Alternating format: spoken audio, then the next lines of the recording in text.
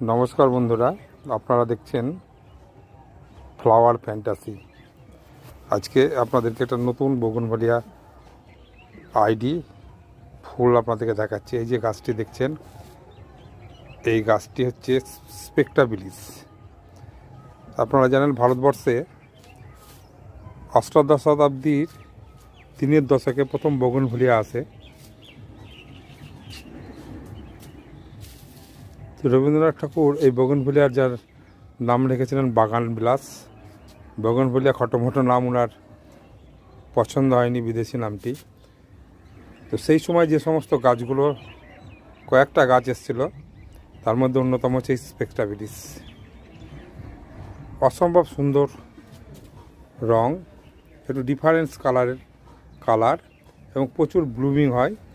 এবং এই গাছটি যত রোদ হবে, মানে গ্রীষ্মকালে, এর ফুলের কালার কিন্তু আরও টকটকে হবে। খুব সুন্দর একটি ভ্যারাইটি। এই ভ্যারাইটিটা আপনারা রাখতে পারেন, হ্যাঁ, ভালো লাগবে এবং বাগানের সৌন্দর্য একদম ভরিয়ে দেবে। এই যে গাছটি দেখছেন, একটা চারা গাছ। এই গাছটার বয়স হচ্ছে 4 মাস। 4 মাস আগে এই গাছটি আমি সংগ্রহ করেছিলাম দুর্গাপুরে। আমাদের সুজিতদার যে নার্সারি, সেই সুজিতদা আমাকে এই গাছটা 2 বছর ধরে চাওয়ার পরে পাঠিয়েছেন আর কি। কুরিয়ারের মাধ্যমে আমি পেয়েছি গাছটি, এবং সুন্দর ফুল আমার মন ভরিয়ে দিচ্ছে। এবং এত সুন্দর যে কল্পনার অতীত, আমি ভাবতে পারিনি স্পেকটাবিলিস এত সুন্দর ফুল, এত সুন্দর তার রং, খুব সুন্দর এবং আমার খুব পছন্দের একটি ভ্যারাইটি।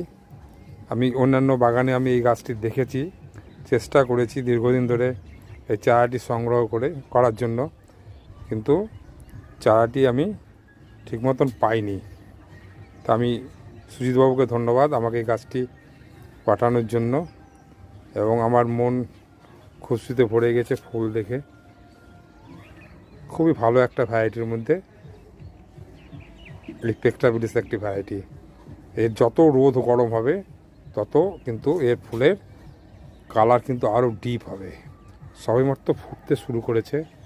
খুব ভালো একটা ভ্যারাইটি। আপনারা ইচ্ছে করলে পরে এটি সংগ্রহে রাখতে পারেন, কিন্তু এর চারা কিন্তু খুব কম প্রোডাকশন হয়, পাওয়া কিন্তু একটু দুষ্কর।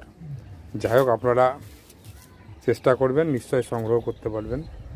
সব নার্সারিতে না হলেও কিছু কিছু নার্সারিতে আপনারা পাবেন।